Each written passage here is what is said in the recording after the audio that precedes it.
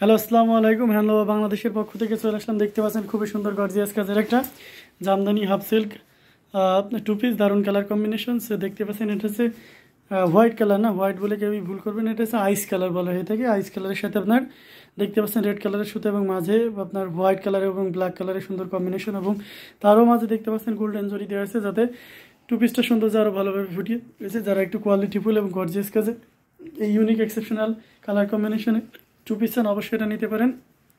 So সেক্ষেত্রে price থাকবে মাত্র ৩৭০০ টাকা। ৩৭০০ টাকায় এত সুন্দর গর্জিয়াস কাজের জামদানি হাফ সিল্ক টু পিসটা পেয়ে যাচ্ছেন।